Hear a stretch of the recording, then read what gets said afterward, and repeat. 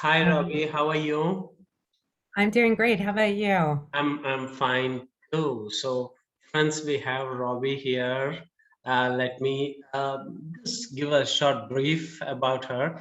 Robbie is an NLP master trainer and hypnosis trainer, corporate trainer, and apart from her clinic trainings, she also helps other hypnotists build thriving clinics and earn high incomes while helping their clients get life-changing results. Please underline the life-changing results. That's awesome. Amazing work, Robbie. Not only just in your own field of training, and then you're also helping the fraternity to grow. That's awesome. Yeah. How did you get into this coaching, training, and all that? Please tell about.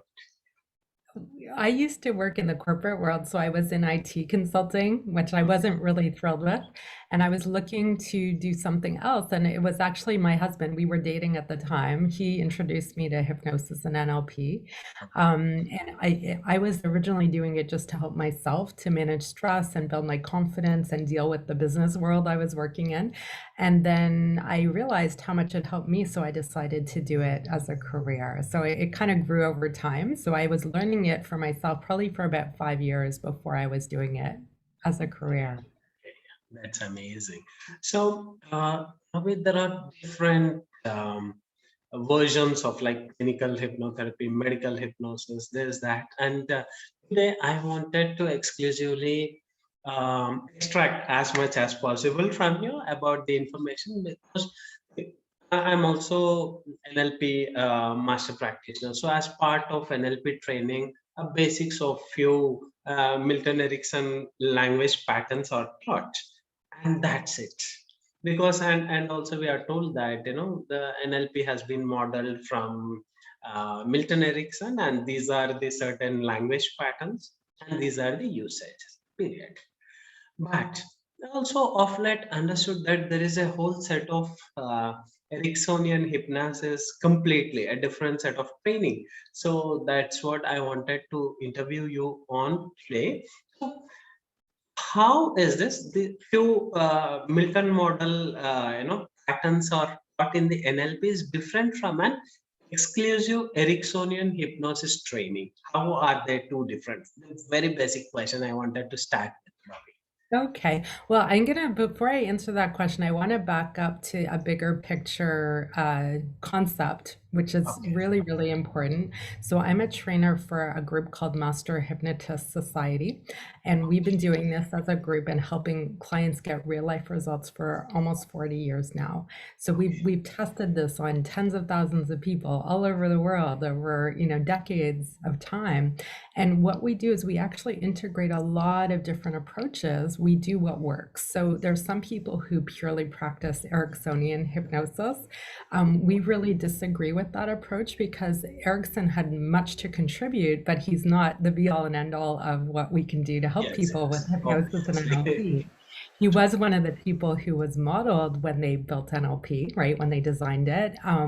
But he was one of many. And the approach that we take at Master Hypnotist Society is to help the hypnotist be accountable to grow into the person they need to be and integrate the skills into who they are, and also build the ability to see the client the way they need to see them. So it's important for all of us to be aware that a huge part of Erickson's magic was that when he was a kid, he had polio twice. He was very ill. He was in bed a lot. He was uncomfortable and in pain. He was bored, right? And so he developed this way to cope with it by entering the world of the other people around him, his family or anybody else who was around. And so from a very young age, he had this curiosity about people and he was able to see beyond what was on the surface. Okay. And that's really a big part of where the magic comes from because a lot of people like to study him for the techniques or the language patterns, and we can learn things from that. But if we do that by itself, it loses the richness because really what we need to do is learn how to take in the client and know what's their model of the world. Where are they stuck? What's the path from where they are now to where they need to go? And Milton was a real master at doing that because he was able to really walk in a mile in the client's shoes, right? And so because of that, everything he did was very helpful to people because he was able to see where do they need to go. And so the techniques we're going to talk about today are ways that he helped sneak those suggestions into the person's subconscious. Okay. But sneaking suggestions in, if they're not useful suggestions or not what the client needs, it's only so helpful. Doing it in a techniquey kind of way that doesn't feel like there's connection with the client also isn't very useful. So sometimes people are doing this kind of like following a recipe, and this is an art, and it's about people, and the most important thing is the client. And so as you're learning these techniques, you want to practice them enough that they become integrated into who you are. What we've found at Master Hypnotist Society is that many people in the hypnosis world aren't really willing to comply with doing the kind of training they actually need to become the hypnotist they need for clients. So we know the power of what we do, but it requires a lot of personal accountability on the part of the hypnotist to be willing to follow the trainer who's training them. So, for example, I've been mentored for over 15 years by my mentor. His name is 15 yeah, years. his name is Scott McFall. And so you get a lot of personal feedback. And so it's customized to what do you need to grow through. And there's accountability so that otherwise I can get away with not changing in ways I need to change because I have other things I can distract with. Right. And so there's really honoring that. And, Erickson, he in many ways was held accountable by reality because when he was a kid and he was ill, he didn't have a choice. He was stuck there in his body. Right. And so he needed to find a way to cope, which we all do, right? We're organisms and we respond to pleasure and pain and we cope with it in different ways. But there were things in his life that held him accountable in ways that maybe a lot of us don't have to go through if we don't have those kinds of things happening in our lives. Okay. Some people also will go through things like childhood illness and they'll cope in a way that is very destructive. So those people may need to be trained in a different way. So we're really taking in the person in front of us and noticing what's going well for them, what's in their way, right? What's hurting them. And then we're using everything we have, including some Ericksonian techniques to help them grow through what they need to grow through. Okay. But what I'd like to emphasize for your audience as you're learning about this, and as you find, clearly people listening to your podcast are very intrigued by this whole topic, is that there's incredible power to hypnosis and NLP if you use it in a way that helps people get results. If you're not willing to get trained to the level you need to be able to do that well, you're really missing the mark. You're not serving people the way you need to. So I'm really wanting to inspire people to be willing to participate.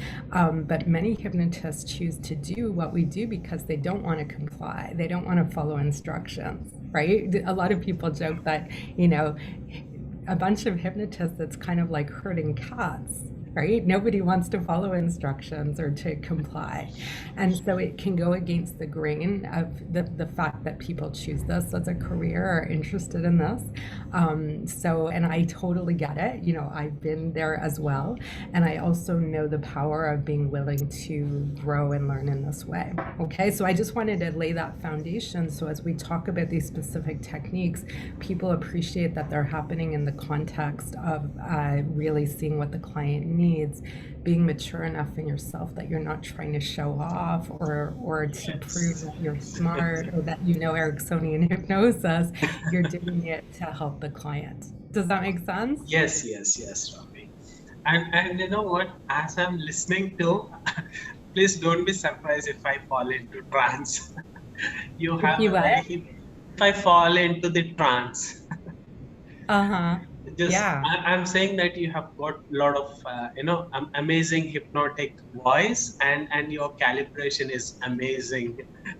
So still Robbie, what I want to ask is, the NLP training, certain set of Milton language patterns are taught, and Mhm. then that is what is used, and people use it in their day-to-day uh, coaching or therapeutic work, and Right.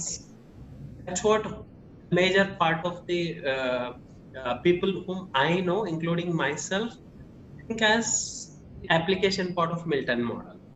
So my Mhm. question is, how is the language pattern that is taught in NLP training is different from an exclusive training on Ericksonian hypnosis? The application part I wanted to understand. Okay, so you're wanting to understand how Ericksonian hypnosis. Ericksonian hypnosis is exclusive. What Okay. is it? Yeah. Okay, so there are a bunch of techniques that we can learn from Erickson and approaches, and so there's some themes here. And one of them is that he does a lot of matching and pacing the client in his storytelling. So if Okay. you watch old videos of Erickson, you know those videos where he's in his living room surrounded by all these people, right, who are hanging on to his every word. And if you watch those videos, you'll notice that as he's communicating, it's very loose, it's very dreamlike, it's confusing. What he Okay. says doesn't really make sense. He tells a lot of stories. So some of the Milton model is that he uses a lot of what's called nested loops, where he'll start on one story or one direction and kind of trail off, and then he'll start talking about something else or tell another story, right? Okay. And then go into another story. And so that the structure of this is called nested loops, which is, if you think of it like bookends, you start a story and then you don't finish the story. So the person's still curious about what happens at the end of that story. And then you start telling another story. And again, you don't finish the story so that you keep the loop open. And then they tell a third story. And in the third story is the metaphor, the lesson for the client. Okay, that what you're intending for them to get. And then you may close the loops where you end each story like bookends, or Okay. sometimes you might leave the loops open. Okay, and so Okay. you'll Okay. see Erickson do a lot of that kind of thing. And so what it does is it can kind of sneak the lesson in so the person isn't realizing that it's happening. And so their critical faculty is down, right? And their subconscious Yes. mind is open to taking it in. And storytelling in general is really good for that because it's not directed at the person, right? So Yes. let's say Yes. somebody is wanting to lose weight. Well, if you tell a story about somebody else, then they can learn from their experience without feeling judged or feeling like they're being told what to do. Yeah. Okay, Awesome. so that's a lot of what's used, and there's a lot of using our senses, describing things, from NLP and the senses: visual, auditory, kinesthetic, getting people engaged in the story, having them put the pieces together so that they're forming the connections in their own mind instead of us literally telling them, right? Okay. And so Okay. they kind of stew on the message, and it comes to them.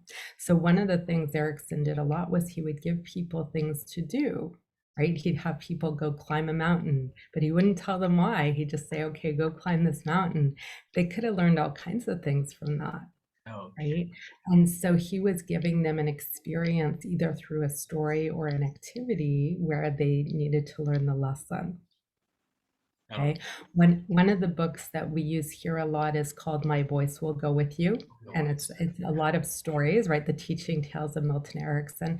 And there's some brilliant stories in there that we tell our clients, or we have our clients read themselves, because they're really wonderful lessons and metaphors that really draw on some universal themes for people. So that's a really easy way to start to learn this craft, is by simply reading those stories yourself or reading them to clients and noticing, or having clients read them and learning the structure of how he tells the story from those stories. So that would be a really good place for people to start. Okay. And one more topic I have observed in your advanced hypnosis training is language patterns. So, what Mhm. exactly do you mean by language patterns? What is covered and what are the benefits? Could you please tell about it, Robbie? So if we look at Erickson, some of the language patterns he used a lot when he was talking to people is if somebody was on the right track, he would say, "That's right, excellent, good job," and he would reinforce that they were on the right track and help their subconscious mind feel comfortable with that. So we use those kinds of language patterns a lot to encourage people. Okay, but you can also use that the other direction. So let's say a client says to you, "Well, I don't know if I really can stop smoking."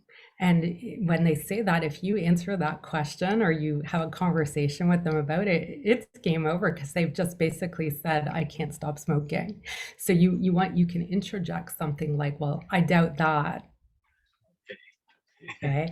And so you're having them, install doubt just from that simple interjection, and it helps them start to see it differently. Okay. But one of the things that Erickson did a lot was he would do things that confused people, and confusion is often where the change happens. So when you're working with a client, doing something that's different or not what they're expecting is really helpful because it creates that opening where their mind doesn't know what to make of what's happening. So that there's that famous, the Erickson's handshake induction, where instead of shaking the person's hand, he grabs them by the wrist, and it's confusing because people aren't expecting that, right? And so that would be an example, but you can, if we take the concepts of this, you can use this in so many ways. So you just want to create that opportunity for it to sneak the lesson in a way that people aren't expecting. Another really great example of this would be, let's say that you're seeing a client. Sometimes the biggest changes happen when somebody is arriving for their appointment and it looks like you're just chit-chatting in the lobby of your office. One of the rules we have is there's no such thing as small talk. So it might look like we're chit-chatting, but we may be telling a story or giving a message that will help them. Okay. So there's lots of inferred messages. So if we have clients who want to lose weight, and let's say they have an appointment and we walk in the office and we just came back from the gym and we're still wearing our gym clothes and we go take a big glass of water, we're giving them all kinds of inferred suggestions about how we're behaving, which will help them behave that way more. Okay. And so a lot of things happen out of the person's awareness when they're not expecting it, right? When it's not a formal session that way. I'm sure you've heard of embedded commands. Yes. Right. And Erickson used them a lot, where we're saying something and it sounds like a question, but we're saying it like a command. So, "Are you ready to finally stop smoking now?" would be an embedded command, because the command is "stop smoking now," right? And my voice goes down at the end of the sentence instead of up like a question. And so that goes into the subconscious mind very differently. Okay. Yeah. So does that answer your question? Did I give you an example that you're starting to Thank get you the very hang of? much, because now things are making more clearer, because only I was thinking, yes, okay, this is what is called Milton model and that's it. So now things are becoming more clear. And there's something called hypnotic storytelling. Of course, a while ago you did touch base. And what is, storytelling? We have a lot of people, trained storytellers. But what is the uniqueness of hypnotic storytelling, Robbie? Well, I would say that all storytelling is hypnotic. Okay. Hollywood can hypnotize us better than any therapist out there. Okay. So that structure of telling a story where that there's a plot and the character has a challenge and they're engaging us in our senses. If you notice when you watch a movie or a TV show, they don't tell you a play-by-play of what's happening. They'll show a scene of the Manhattan skyline, so you know it's happening in Manhattan. And then they'll show a scene where the main character is having an experience, and that's how they introduce you to the main character, right? There's not a narrator saying, "First Jim was in downtown Manhattan and went to the office." Right. So they're showing you instead of narrating it. And that idea of really representing things very vividly in the senses as you tell a story, and making it intriguing that way helps people a lot. So we want to include visual, auditory, kinesthetic experiences for people. So getting really good with those words, right? And in a lot of NLP books, they have a huge list of words that you use for visual, auditory, kinesthetic, olfactory, and gustatory, right? Which is smell and taste. And so you can practice those and start to communicate with that kind of descriptive language, that sensory-based language that engages people. Okay, so a great way to learn hypnotic storytelling is actually to learn how to write a great story, or to create a great movie plot, because that's what they do. Okay, so there's this arc of learning that the character goes through, and it's interesting and entertaining, and it engages your emotions, right? We want in hypnosis for people to be emotionally suggestible and physically suggestible. So we want them in their senses, and we want them to experience some kind of emotional response. So if we watch a movie and we laugh when it's funny, or we cry when it's sad, that's emotional suggestibility. Okay, so as hypnotic storytellers, we want to evoke that kind of experience for our clients, so that they're really in the experience of the character in the story. Okay, and then the lesson that client needs would be incorporated into that story somehow. Okay, so the idea here is that we're able to see what the client needs, and have a story for them that delivers the message that they need to experience to change.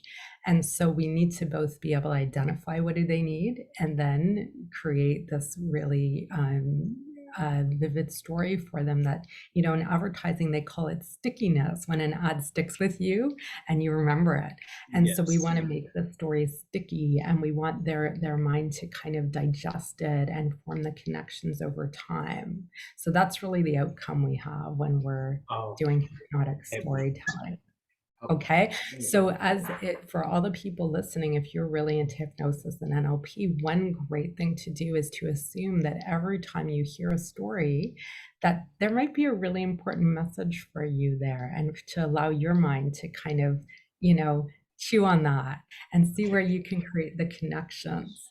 Okay, but that's some people get very procedural about this, and so they don't actually engage with that part of things. And so if you live your life from that point of view, when I'm watching movies or TV shows, I'm actually looking for metaphors or lessons for clients, and I'll tell them about movies, especially movies that many people have seen, because it helps them remember that experience. It's very hypnotic to remember watching a movie, right?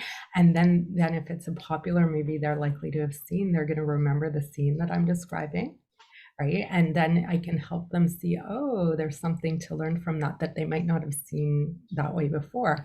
So I look at everything in life, whether it's what happens around me, or in movies or TV or reading a book. I'm going to look at everything for examples of what the universal lessons that people need to learn, so that we have lots of ways in. Okay, because not everybody's going to respond to everything. So we need to experiment. We need to watch to see, hey, I just told the client that story, and are they actually getting the lesson, right? Are they learning from it? And the real answer is in their results. So we watch what's happening right in front of us, and then they go home, and then we follow up with them at their next session. And what the real truth comes out when we see, did they actually change? A lot of hypnotists miss this, because there are many hypnotists who are very prideful that they only need to see a client for one session. And we really believe that that's a mistake, because you have no idea what happened. So you want to make sure you design a whole program where the client's committed to following through, and there's follow-up, and you see evidence that they're actually changing and experiencing results. So that's another really important way to look at those as you're practicing. Okay, that's beautiful. And what is this hypnotic apps about, Robbie? Say that again. Hypnotic apps. Traps. Oh, Yeah. hypnotic traps. Okay. All right. So what that is when we're interacting with people, Mhm. we are looking at their outcome. And so let's say they want to stop smoking. Okay, Okay. so usually when somebody is stuck smoking but they want to stop, they have what Fritz Perls called top dog underdog thinking. Fritz Perls was another person they modeled to create NLP, Yes. right? And so how he describes this is there, if somebody wants to stop smoking, they're saying there's a part of me that wants to be a non-smoker, and there's another part of me that wants to keep smoking because it helps me relieve stress or take a break or whatever it is, right? And so they're fighting it out. So you called it top dog underdog thinking. And so if that fight is happening, the person, they're going to lose every time. It's going to be very difficult to stop smoking. Our subconscious minds are way more powerful than any rational decision that we're making. So if our subconscious mind wants to keep smoking, we're going to keep smoking. And so what we're trying to do, what we're helping people do as they learn hypnosis and NLP, is that they need to associate only pain with the problem, which is smoking, and only pleasure with the solution, which is becoming a non-smoker. Okay, and so we'll do whatever they need to do to start to perceive it that way. Okay, and so what that does is it helps them. So if they're in this top dog underdog thinking, that is a hypnotic trap, right? Because the harder they try to stop smoking, the more they want to keep smoking. And we're setting up a new trap for them that says, hey, if you associate only pleasure with being a non-smoker and only pain with smoking, then it becomes easy. Okay, so smoking is a compulsion where people associate pleasure and pain with the same activity. So if we have that clarity of what we're building, we're helping that client build in their perception and in their awareness and their emotions, it makes it really, really easy to stop smoking. And then we use all the hypnosis and NLP techniques to help that message be solidly in the subconscious. Oh, Okay, so then they get to what's called being single-minded, right? So instead of fighting, they're saying, yes. yeah, of course I want to stop smoking, right? And it's really obvious, and then we help them make it easy for themselves. Oh, Okay. and yeah, next question is about covert hypnosis. So, what is this covert hypnosis about, Robbie? Mhm.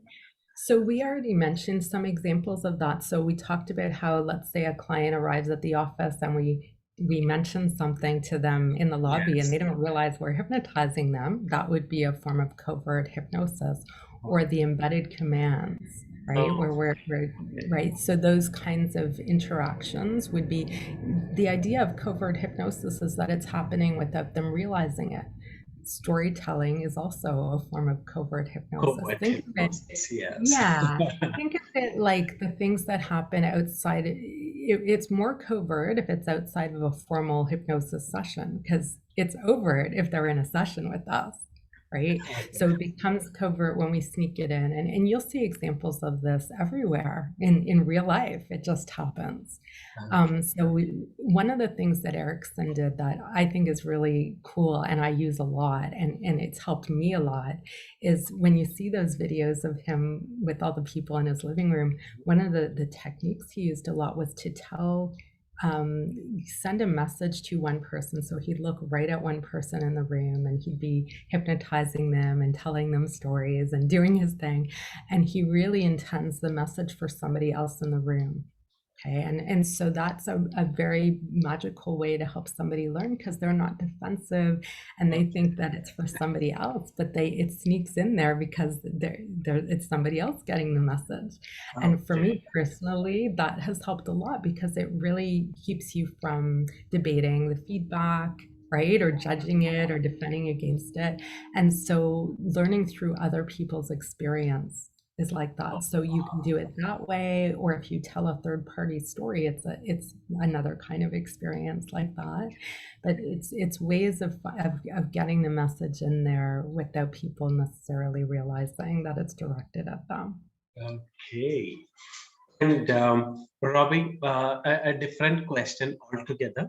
I have seen few hypnotherapists who trained their voices to be like, no matter if they are in a session or they are speaking normally, they have trained themselves to speak in a particular way.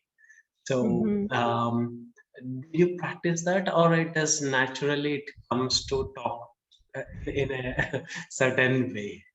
Yeah, I would say that it's really there is a hypnotic voice. So sometimes we want to be more monotone. We want to string our words together because if we leave big pauses, it leaves people a chance to go do their own thing. So we need to Yes. fill all the gaps in the speaking.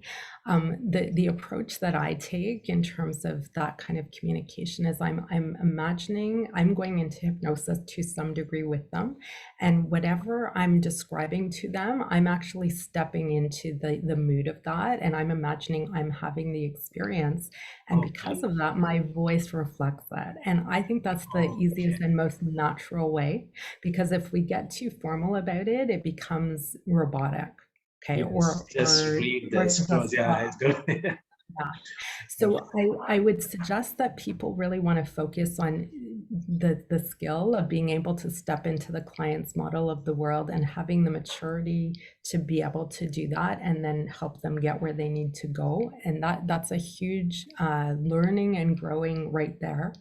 And that to integrate these skills we're talking about in a more natural way, that they're sort of woven into things in a more natural way, that the focus really needs to be on the client. So if we spend way too much time doing things like training our voice in a really fancy way, or learning an incredible word salad that we think is going to change this person's life, we're actually going to miss what the client needs. Okay. Okay. So we want to put the emphasis on the client.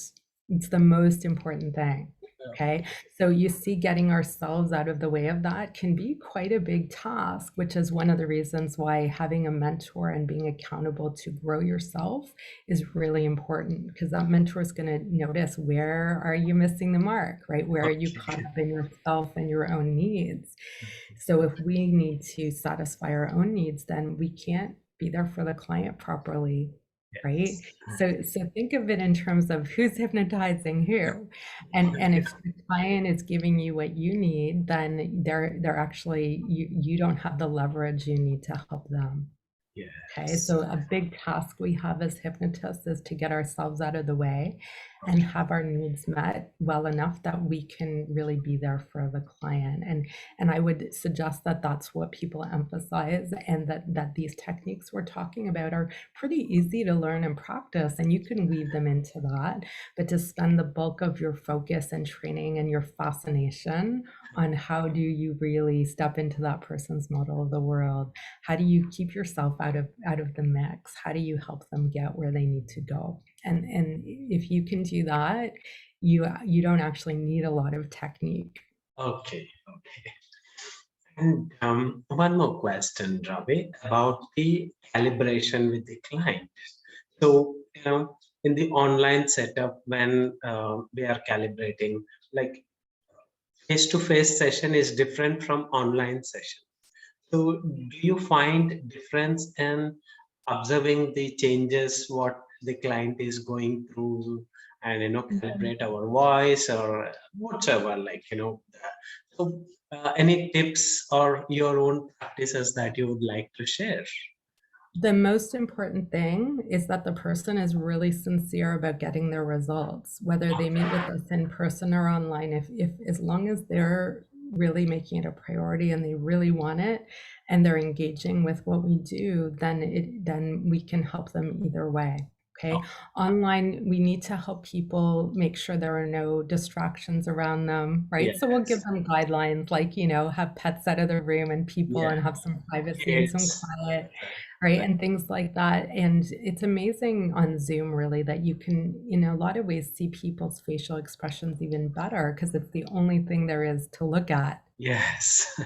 So there are some benefits to Zoom, and the person is able to be in the comfort of their own environment, which sometimes takes their defenses down. Okay, so there are some benefits, there are some drawbacks, but Yes. the person, they have to be sincere about making the change. And so we screen all of our clients for that, whether it's in person or online. We've always done that, where the first step is, are they sincere about getting their results, and are they willing to follow our instructions to learn what they need to learn? And if they are, then they'll engage with it either way. And so you really, the most important thing is to lay the foundation of their program at that very first time you meet. That's the biggest opportunity you have to help them, and to get them to be willing to commit to following through all the way to the end. Okay. And Robbie, there are certain process, like I just put the client into, once I just read out the script, or sometimes, there's non-script. There are two school of thoughts. Some therapists, some hypnotherapists say it's okay. We completely rely on scripts. Some hypnotherapists no scripts. Strictly, whatever it is, no scripts. So what is your approach about reading out the scripts or not reading out the scripts, or both, or like what is your Well, the first thing is, if you're using a script, make sure you know it so well that it's automatic and you can pay attention to the client, because it's the client that matters most. Okay, so that's step one. In our approach, we do use some scripts, minimal scripts, but we use some, and we do them because we're drawing on generations of hypnotists who've come up with really great ways to help people get into hypnosis. They're very reliable. And so we have some standardized things we use, but we know them very automatically. So think of it like you're an actor, and you got to know your lines and know them well enough that you can actually play the role. Okay, so that's super important. Having said that, that's only to help people get into hypnosis. Once they're there, we are improvising for what the client needs.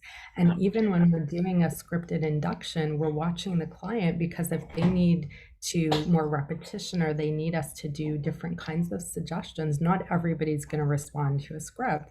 So you need to have the flexibility to do what the client needs anyway. So we have some that really, I would say, work very well for most people most of the time, but we're always watching, and we have enough flexibility that if we need to do something different, that we can. And so you really want to think of this like it's the difference between reading a recipe when you're cooking, or being a chef and being able to throw something together, right, based on the ingredients you happen to have.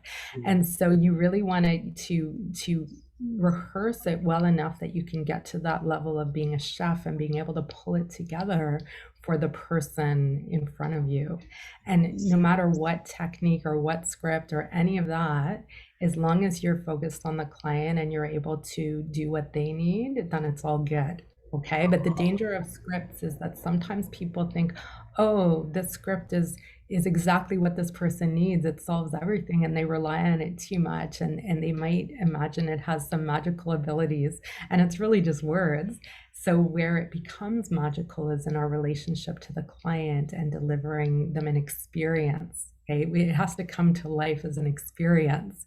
So are we able to communicate in that rich way? So 93% of communication is nonverbal communication. So that means that 7% of our communication to that client is the script, even if we're using one. Okay, so is the person able to communicate effectively for that other 93% the way the client needs? Okay, that would be really where I would suggest people focus. Oh, thank you, Robbie, because I have seen one extreme school of thought, no scripts, and one extreme school of thoughts, no way, no script. You are the first one who is telling the combination is also nice, but and I liked what you have emphasized about the 93%. Thank you about that. That was excellent. And probably my last question, Robbie, here. See, till now we have been talking about the indirect hypnosis, Ericksonian hypnosis, language patterns, hypnotic storytelling, covert hypnosis, hypnotic traps, and all that. What is your perspective about direct hypnosis? Like, close your eyes, observe your breath, and is it not effective, or is it obsolete, or does it also have its own impact? So just want to know Yeah. your perspective about direct hypnosis. We use lots of direct suggestions, and again, it's whatever the client needs. And so some clients are more literal Okay. and they need things spelled out for them more directly, and other clients are more inferred. So inferred clients will respond more to metaphors and stories and indirect suggestions, right? And some people like a more commanding approach to Mhm. hypnosis, and other people like a more permissive approach. And so you need to read the client and choose. And so the overall point here is that you want to have enough experiences and enough breadth of techniques to draw from, and know them well enough that when you're with the client, you can automatically put it together for them, just like a chef. Okay. Okay. So there's nothing good or bad or right or wrong about anything. It's really, it does this serve the client or not, right? Are we trying to show off? Are we trying to prove we're smart? Are we trying to prove we're a good person because we care about the client, which sometimes can get in the way, because if we're trying to be a good person and listening to them, it can actually get in the way of doing what they need to get their results. So one of the things you'll notice that Erickson did is there were times where he really challenged clients or he made them angry, right? There were times where he needed to do that so that he would get the response that from them that they needed to learn something new or grow or interrupt a pattern. And we need to do that sometimes as well so that the person can learn what they need to learn. Okay. Thank you.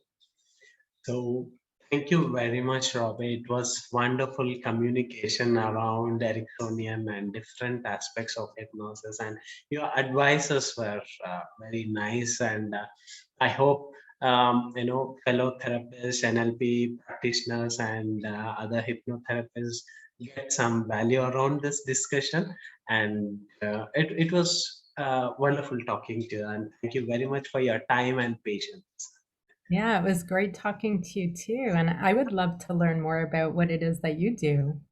Okay. I'm an EFT trainer. I'm mostly into tapping and all that. And yes, sometimes I use NLP interventions. And also, I'm trained more into the direct hypnosis, not in the Ericksonian hypnosis. That is the one reason I thought, let me bring a discussion part also.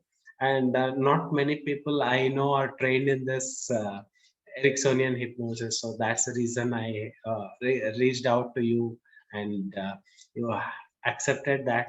And finally, here is this interview, Bobby. Yeah. All right. Great. Well, thank you. Thanks. I really enjoyed meeting with you. And if people are interested in learning more, there is a website called hypnosistrainingcanada.com. And so we have a weekly podcast with all kinds of themes around hypnosis there that people can listen to, and different kinds of training and other free downloads. So if people want to learn more, you can feel free to check that out. Yes. So what I'm going to do is, Robbie, when I'm making this YouTube video available, in the description part, I'm going to add all the website links there, so that whoever is interested can directly reach out to you through that. Okay, perfect. Yeah. And it would be great if you can include the part where I'm mentioning the website, because not everybody's going to read the description. Some people just listen or watch. Yes, yes, yes. Thank So, you very yeah. much. Yeah. People learn in different ways. So Yes, we yes, want I to, like that. Thank yeah. you very much. Yeah. Great.